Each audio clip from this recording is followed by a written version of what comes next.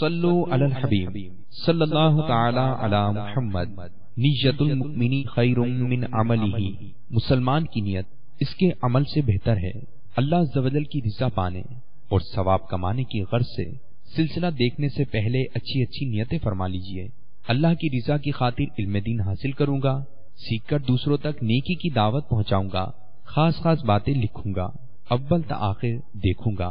सल्लु अलल हबीब सल्लल्लाहु तआला अला मुहम्मद। अल्हम्दुलिल्लाहि रब्बिल आलमीन वस्सलातु वस्सलामु अला सय्यिदिल मुरसलीन। अम्मा बाद फ़अऊज़ु बिल्लाहि मिनश शैतानिर रजीम। बिस्मिल्लाहिर रहमानिर रहीम। अस्सलातु वस्सलामु अलैका या रसूलल्लाह व अला आलिका व अस्हाबिका या हबीबल्लाह। अस्सलातु वस्सलामु अलैका या नबियल्लाह व अला आलिका व अस्हाबिका या नूरल्लाह। My dear Islamic brothers and viewers of Madani channel, Alhamdulillah Azza wa Jal, once again we are welcoming you in our silsila, the blessing of Ramadan. Alhamdulillah, in that silsila we learn so much about the rules and regulation about the fasting, sehri, iftar and so much things. First of all, we will listen inshallah about the blessing of Durood Pak. Describing the excellence of reciting Durood Sharif, Amir Ahle Sunnat Hazrat Allama Maulana Muhammad Ilyas Attar Qadri Razavi Damat Barakatuhumul Aliya, the lover of Ala Hazrat, the founder of Dawat Islami, quotes the saying of Mustafa sallallahu ta'ala alaihi wasallam in his booklet Ziyae Durood Salam: the one who recites Durood Sharif 1,000 times on me daily will not die until he sees his place in heaven. Subhanallah. So wherever you are, try to recite 1,000 times Durood Pak daily. Inshallah Azza wa Jal, you will get this huge blessing. Sallu alal Habib sallallahu ta'ala ala Muhammad sallallahu alayhi wa sallam. My dear Islamic brothers and viewers of Madani channel, Alhamdulillah Azza wa Jal, in previous silsila we heard about dua. What is dua and what are the blessings of dua and why our duas are not answered. Alhamdulillah, in today's silsila we will learn about the vomiting. What is the rules regarding vomiting and the things which are not break our fast. So please be with us. Today's silsila is very important for all of us. Sallu alal Habib sallallahu ta'ala ala Muhammad sallallahu alayhi wasallam. Some people become worried in case of vomiting in the state of fast.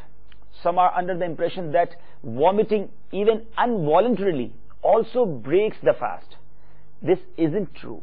Sayyiduna Abu Huraira radiyallahu ta'ala anhu narrates that Makki Madani Mustafa, the ultimate intercessor sallallahu ta'ala alaihi wasallam, said, the fast of a person who vomits involuntarily in Ramadan will not break, but if a person vomits deliberately, it will break. He sallallahu ta'ala alaihi wasallam also said, the one who vomits involuntarily does not have to do qada, repetition, for his fast, but the one who vomits deliberately must do qada. Now the 7 rulings regarding vomiting. Number 1, in the state of fast, vomiting involuntarily, no matter how much it is, even if a whole bucket fills with vomit, will not break your fast. Number 2, mouthful vomiting. This will be explained shortly. Deliberately, in case of remembering the fast, will break your fast. Number 3, even mouthful vomiting deliberately will break the fast only when the vomit contains food, water, bile, bitter liquid or blood. Number 4, vomiting only phlegm will not break your fast. Number 5, vomiting only a bit, not a mouthful, deliberately will not break your fast. Number 6, vomiting less than a mouthful and then swallowing it whilst it is still in your mouth, regardless of whether it is swallowed deliberately or unintentionally, will not break your fast. Number 7, mouthful vomiting involuntarily will not break your fast, but if you swallow even a chickpea amount of vomit, it will break the fast. However, if it is less than the size of a chickpea, then it will not break. Now, what is mouthful vomit? The vomit that cannot be prevented without difficulty is mouthful vomit. 5 rulings regarding vomiting in the state of wudu. Number 1, mouthful vomiting, regardless of whether it is deliberate or involuntarily, of food, water or bile in the state of wudu will break the wudu. Number 2, mouthful vomiting of phlegm will not break the wudu. Number 3, vomiting of flowing blood will break the wudu. Number 4, vomiting flowing blood will only break the wudu if it dominates your saliva. That is, there is more blood than saliva. If the blood turns the saliva red, then it is dominate and therefore your wudu will break. But if there is more saliva than blood, then your wudu will not break. The sign of the blood being in less amount is that the vomit of saliva will be yellow in color. Number 5, if the vomit contains congealed blood that is less than a mouthful, then your wudu will not break. Very important advice for all Islamic brothers and viewers of Madani channel, that mouthful vomit excluding phlegm is impure. Ensure that not even a single drop stains your clothes or body. Today, people are not aware of it and do not care about the drops of vomit staining their clothes, and they even wipe away impure vomit off their mouths with their sleeves. May Allah Azza wa Jal grant us concern for protecting ourselves from impurities. Ameen. Bijahi Nabi Ameen Sallallahu Ta'ala Alaihi Wasallam. Sayyidina Abu Hurairah radiyallahu ta'ala narrates that the King of the universe, mercy of mankind, Sallallahu Ta'ala Alaihi Wasallam said, the fasting person who eats or drinks forgetfully has to complete his fast because Allah Azza wa Jal has fed him. Subhanallah. 21 points about acts that do not break your fast. These are very, very important points. So if till now you don't have any diary or pen with you, so please take with you and write down. And if you have this booklet with you, or if you want to buy, please try to go to any Maktabatul Madina or visit our website www.dawatislami.net and buy The Blessing of Ramadan. Every house, every home must have this book. Inshallah Azza wa Jal, you will find so many great, important and knowledgeable Madani flowers in that book. Now 21 points about acts that do not break your fast. Number 1, eating, drinking or having sexual intercourse forgetfully will not break the fast, whether it is an obligatory or voluntary fast.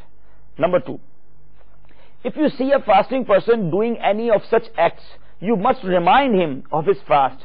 It is wajib for you to do so. However, if he is too weak and is unlikely to complete his fast properly in case of not eating the food because of being reminded, and on the other hand, if he eats food, he will not only be able to complete his fast properly, but also carry out other worship, and as he is eating forgetfully, his fast will be valid, then it is better not to remind him. Some respected scholars, rahimahumullah ta'ala, says, if he is young, you should remind him, but if he is old, then there is no harm in not reminding him. But this rule is based on the general fact that the young are generally strong and healthy and the old are weak. In fact, this ruling has nothing to do with old age and young age. Instead, it has everything to do with strength and weakness. In other words, if a young man is too weak to complete his fast, it is better not to remind him. And if an old man is strong enough to complete his fast properly, it is wajib, necessary to remind him. Sallu ala al-Habib, sallallahu ta'ala ala Muhammad. Number 3, swallowing a fly, dust or smoke will not break your fast, even if you have the recollection of the fast, whether it is the floor blowing up whilst being grinded in the grindstone or sieved, or it is the dust of grain or dust that is blown by the wind or the hoofs of animals. Number 4, the same applies to car and bus smoke and dust. It will not break your fast even if you were aware of fast when you inhaled it. Number 5, if the smoke of a burning incense stick enters the nose, fast will not break. However, if you take your nose close to it and deliberately inhale the smoke knowing that you have fast, then your fast will break. Number 6, sucking the heat of the body by placing a pierced horn over the area of pain. Massaging oil or applying kohol, surma, into your eyes will not break your fast. Even if you taste the oil or surma in your throat, even if the color of the kohol, surma, appears in your saliva.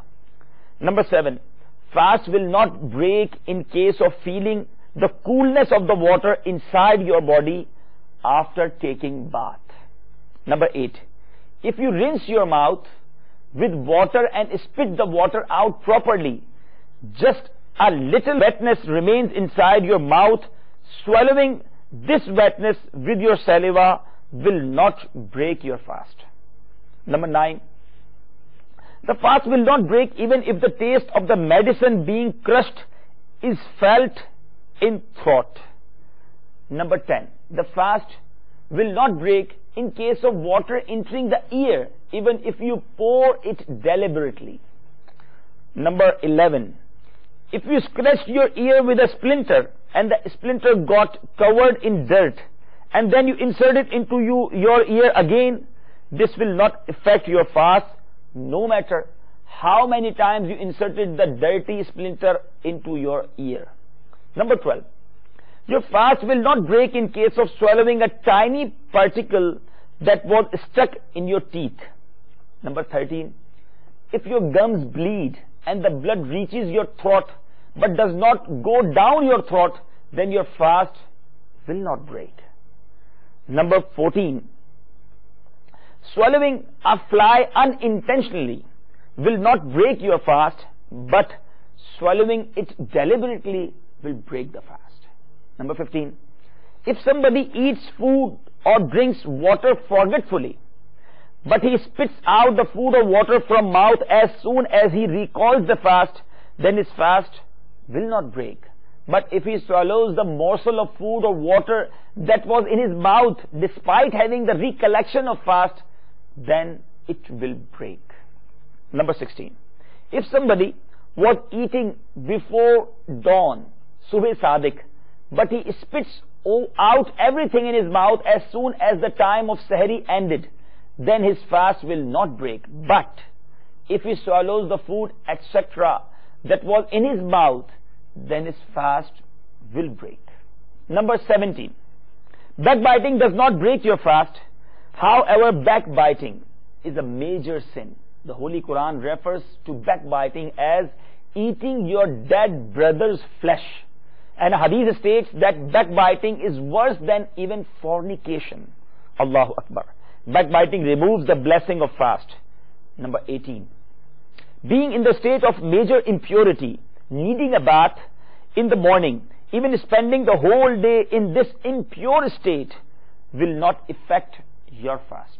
However, remaining in this state deliberately and missing your salah is a sin and haram. A hadith states that the angels of mercy do not enter the house in which there is a junub, the one who in the state of major impurity. Number 19, if you chew a small seed or any other tiny particle, which you then swallow with your saliva, your fast will not break. But the fast will break in case of feeling its taste in throat.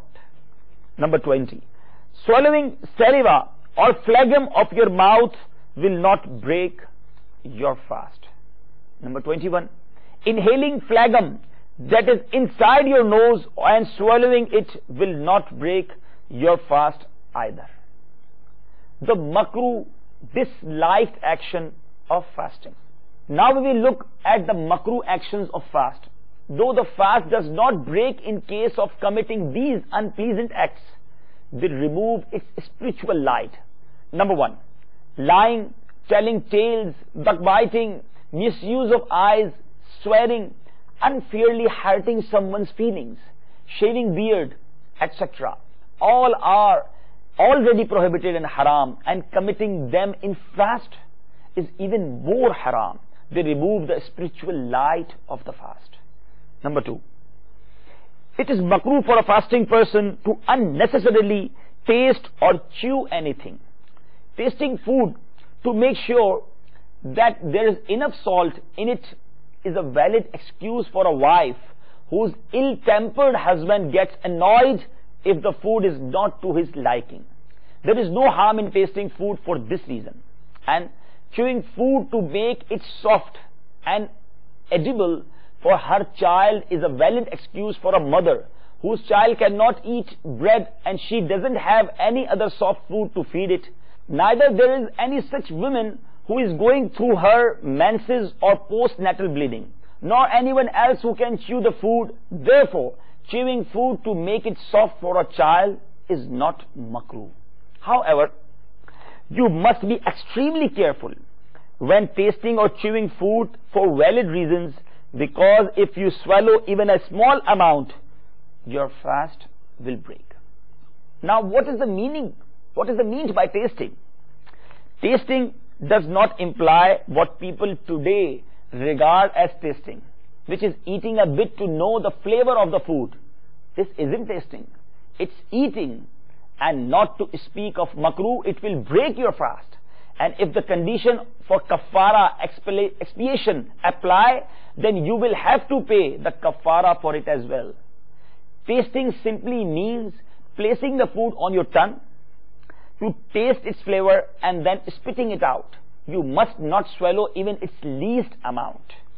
Number 3, there is no harm in tasting food that you intend to buy in order to check it and avoid waste of money. Otherwise, it is makruh. Number 4, kissing the wife, hugging her or touching her is not makruh. However, if you fear that it will lead to ejaculation or sexual intercourse, then it is makruh. Sucking her lips or tongue is makruh, regardless of whether or not you fear it will lead to ejaculation or sexual intercourse. Indecent contact is also makruh for a fasting person. Number 5, smelling a rose, musk, etc., massaging oil into your beard or mustache, and apply kohol, surma to your eyes are not makruh for a fasting person. Number 6, there is no harm in smelling or applying any type of itr, perfume, onto your clothes in the state of fast. Number 7, using a miswak in the state of fast is not makruh. As it is a sunnah in other days, it is a sunnah in fast as well. Whether it is dry or wet, whether you use it before midday or after, it isn't makruh. Most people are under the impression that it is makruh for a fasting person to use a miswak after noon. This is contrary to our Hanafi school of thought. Number 9, it is preferable to avoid using a miswak if its pieces break off onto your mouth, or if you taste its flavor. Swallowing a piece of miswak will break your fast, provided that you have the recollection of the fast. Number 10, it is not makruh to rinse your mouth or nose or have a bath apart from performing wudu or necessary ghusl, or moisten your body with a damp cloth in order to cool yourself down. However, it is makruh to wrap a wet cloth around yourself to show worry, because feeling tension and or disinterest in worshipping is inappropriate. Number 11, some fasting Islamic brothers spit again and again. They are perhaps under the impression that one should not swallow even his own saliva in fast, whereas it is not true. However, deliberately collecting saliva inside your mouth and then swallowing it, it is makruh. It is very unpleasant to do this even without fast. Number 12, in the month of Ramadan, it is not permissible to do such a laborious and hard work that causes intense weakness, leading to the probability of breaking the fast. Therefore, bread maker should bake chapatis before afternoon, till the afternoon, and then rest for the later part of the day. Laborers, the builders, and the people doing labor work, if such people fear that work will cause intense weakness, then they should reduce the amount of work so that they can complete their fast. My dear Islamic brothers and viewers of Madani channel, in order to develop your enthusiasm to learn the legal rulings of Islam, please travel with the Madani Kafilas of Dawat Islami, the international non-political religious movement of the Quran and Sunnah, with the company of the devotees of Prophet Sallallahu Alaihi Wasallam. Please travel at least once, inshallah Azza wa Jal. You will experience such religious benefits that you will be surprised. The blessing of a Madani Kafila is now presented for your persuasion. Therefore, an Islamic brother of Kasba Colony, Babul Madina, Karachi stated, we had many daughters in our family. My uncle had 7 daughters, while my elder brother had 9 daughters. And when I got married, my wife also gave birth to a baby girl. Like many other people, my family also got worried and suspected as to whether somebody has cast a magic spell preventing the birth of baby boys. I vowed to travel for 30 days in a Madani Kafila. If a baby boy is born, after a few days, my daughter's mother had a dream in which she saw a piece of paper fall next to her from the sky. The name Bilal was written on the piece of paper. Alhamdulillah Azza wa Jal, Allah Azza wa Jal granted us a baby boy due to the blessing of the 30-day Madani Kafila. We were blessed with 2 more baby boys later on by the grace of Allah Azza wa Jal. The blessings of 30 days Madani Kafila did not remain confined to me, but everyone in my family who did not have a son was blessed with the birth of baby boys. Subhanallah, Subhanallah. My dear Islamic brothers and viewers of Madani channel, then he says that Alhamdulillah Azza wa Jal, at the moment I am serving Dawat Islami as the responsible of Madani Kafilas in my area. Sallu ala al-Habib sallallahu ta'ala ala Muhammad sallallahu alayhi wa sallam. My dear Islamic brothers and viewers of Madani channel, did you see how wishes and hopes are fulfilled? Grief is changed into happiness and difficulty is converted into ease due to the blessing of Madani Kafila. However, one should keep in mind that the satisfaction of each and every desire, each and every wish is not sure. Sometimes man desires things that aren't beneficial for him and his wishes are not satisfied on this account. In such cases, not being granted what you desire is actually a blessing. For instance, a man might ask for the birth of a son, but the birth of a daughter might actually be better for him. Our glorious Allah Azza wa Jal says in the 216th verse of Surah Baqarah, Bismillahir Rahmanir Rahim, Asa an tuhibbu shay'an wa huwa sharrul lakum. Translation by Kanzul Iman. It may happen that anything may be liked by you and that may not be in your favor. Remember, the birth of a daughter is a great blessing. Yes. Here are 3 sayings of Makki Madani Mustafa sallallahu alaihi wasallam in this regard.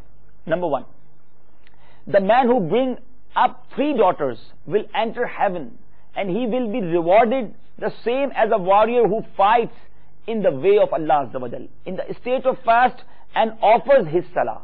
Subhanallah. Number 2, whoever has 3 daughters or 3 sisters and treats them well will enter heaven. Subhanallah. Number 3, if someone brings up 3 daughters or sisters by teaching them manners and treating them well until they become independent by either reaching puberty or getting married or getting wealth, then Allah Azza wa Jal will make it necessary for him to enter paradise. When the honorable companions alayhimu ridwan heard this saying, they inquired, if he brings up 2 girls, he sallallahu alaihi wasallam replied, he will gain same reward. And if people had asked about bringing up 1 girl, he sallallahu alaihi wasallam would have replied the same. Subhanallah.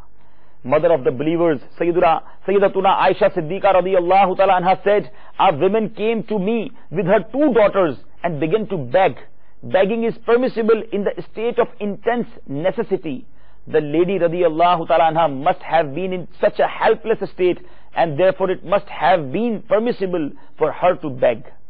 She said, I had nothing but a date which I gave to her. She split the date between her two daughters and left without eating any of it herself. Later then, our beloved Rasul sallallahu alaihi wasallam came. I told him what had happened, and he sallallahu alaihi wasallam said, whoever is responsible for these girls, if he treats them well, they will become a barrier between him and the fire of hell. Subhanallah. My dear Islamic brothers and viewers of Madani channel, why will mercy not be showered upon the Madani environment and Sunnah inspiring Ijtimaat of Dawat Islami, as many saints rahimahumullah ta'ala might be amongst all these devotees of Prophet. Ala Hazrat Rahmatullahi ta'ala says, there are blessing in congregations. The supplications that are made in congregations of Muslims are more likely to be answered. Scholars say, wherever 40 pious Muslims get together, there will definitely be a saint of Allah Azza wa Jal amongst them. Subhanallah. Even if the effect of your prayer being answered does not take place, you must avoid uttering words of complaint. Allah Azza wa Jal knows what is better for us. We must be grateful to Allah Azza wa Jal at all times. If He Azza wa Jal gives you a boy, thank Him. If He Azza wa Jal gives you a girl, thank Him. If He gives you both, thank Him. And if He doesn't give any of them, thank Him in all states and circumstances. May Allah Azza wa Jal give us this type of thinking, that always be thanking Him and saying Alhamdulillahi Rabbil Alameen ala kulli hal. Ameen bijahin Nabiyil Ameen sallallahu ta'ala alayhi wa sallam. صلوا على الحبيب صلى الله على محمد. Please send us your views and ideas regarding the program which you have just viewed to the following email address: feedback@madanichannel.tv, or text to the following numbers: 030126122176 and 0312492139. صلوا على الحبيب صلى الله على محمد صلى الله عليه وسلم.